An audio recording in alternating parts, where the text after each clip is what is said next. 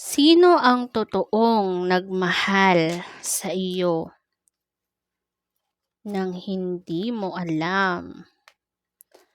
Okay, so we have a King of Pentacles. Itong taong ito is mukhang materialistic siya or may kakayahan siya or marami siyang goals sa buhay, no? Oo, no? We also have the Fool here, no? May pagka-immature itong person na ito. Okay? Okay, and we have the Death, Page of Wands, and last is Knight of Cups, no? Ate Ja, sino nga ba itong person na ito, no, na nagmahal sa iyo ng totoo, no? So we have a materialistic person here. Mukha siyang mayabang, maere, no? Oo, desperado, ganun, masyadong parang self-centered, immature, ayan, no?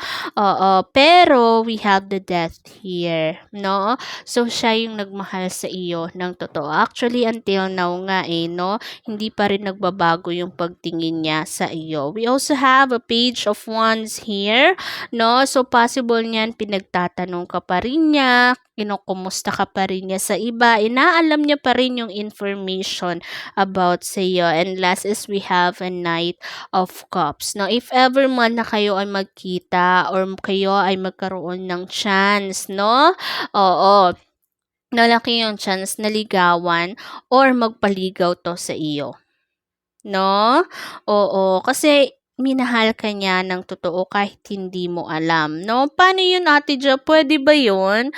Yes, may ganun, no? Na parang dahil sa fear, hindi nila mai-reveal yung kanilang sarili. Pwedeng ikaw ay occupied na, ikaw ay taken na, or pwede din naman na that time you're not ready, or pwede naman that time meron na siyang parang mga sign pero lagi mong nire-reject kasi because of immaturity, no, parang hindi siya seryoso or ayaw mo ng attitude niya kasi nga mahangin siya, but hindi mo alam meron siyang nararamdaman sa iyo na genuine, no? Until now pa rin ha, mukhang talagang active pa rin siya. Naka-activate pa rin yung parang pagkagusto niya sa iyo. So, if ever na magkaroon kayo ng chance, malaki yung chance na magkaroon kayo ng something special this time, no? So, good luck, no? Ayan, no?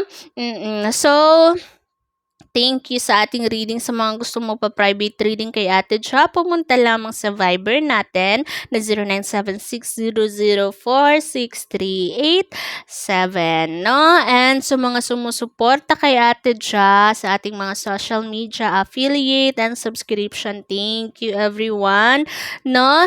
And yeah, no, don't forget to follow, like, share, and subscribe si Ate Ja. Yun lang, bye!